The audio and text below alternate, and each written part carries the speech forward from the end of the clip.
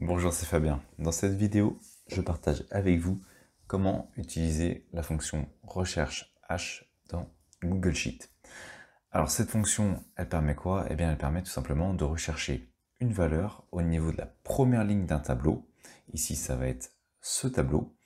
Et renvoyer la valeur d'une cellule qui serait correspondante dans cette même colonne. Pour prendre un exemple plus concret, si je recherche client 2, eh bien, à partir de cette formule, lorsque je trouve client 2, quelle est la valeur que je souhaite ressortir dans cette colonne? Par exemple, le chiffre d'affaires total. Alors, c'est cette première formule qu'on va utiliser. Comment utiliser recherche H dans Google Sheet? Eh bien, on fait dans la cellule où on souhaite utiliser la formule recherche H. Donc, dans ce premier paramètre, on va indiquer la valeur que l'on recherche dans la première ligne. On va dire entre double quotes, n'oubliez pas les double quotes, c'est important, client 2. On va faire point virgule.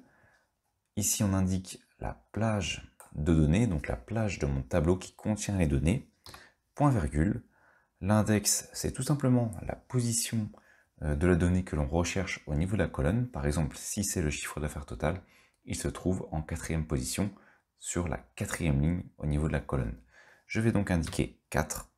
Et enfin, dernière information qui est facultative, c'est pour renvoyer une valeur si cette dernière est exacte ou non. Autrement dit, si j'indique ici faux, eh bien il faut que la valeur client 2 soit celle qui soit présente parmi les valeurs. Sinon, s'il n'y a pas de valeur exacte, eh bien la fonction va renvoyer une information d'erreur. Sinon, si je mets vrai, eh bien on peut avoir un résultat qui sera approximatif, donc avoir un résultat qui pourrait être par contre incorrect.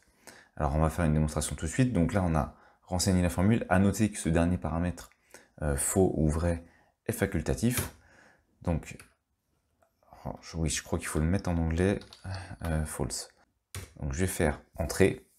Et donc, voici le résultat qui s'affiche et il correspond bien à mon client 2 au niveau du chiffre d'affaires total. Si j'avais mis ici vrai à la place de faux, donc apparemment ça marche en français, si j'avais mis vrai à la place de faux et j'avais par exemple indiqué ici client 11 qui n'existe pas, eh bien il va prendre une valeur approximative. On peut voir ici, pour mon client 11, il a pris le client 1, car c'était ce qui correspondait, enfin ce qui était approximativement pour lui le plus près entre client 1 et 11. Il a repris le premier client qui avait un 1 au départ, donc c'est pour ça qu'il n'a pas pris le 10, il a pris le premier client.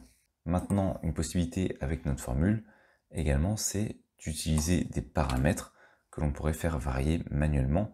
Par exemple, pour ce premier paramètre, qui correspond à la valeur que l'on recherche, je pourrais très bien utiliser ici une cellule que je vais renseigner par la suite. Pour le second paramètre, qui est donc le numéro de la ligne, l'emplacement de la donnée que je souhaite faire ressortir, je vais pouvoir utiliser ici une cellule où je vais renseigner la donnée. Pour l'instant, j'ai une valeur fausse, c'est normal, je n'ai rien renseigné, donc je vais mettre par exemple client 4, et on va dire que pour ce client 4, on souhaite faire ressortir le département qui se trouve en 3e position dans la colonne. Et immédiatement, pour mon client 4, on peut voir que j'ai le bon résultat. Client 4, 3e ligne, ça me donne 33, département 33.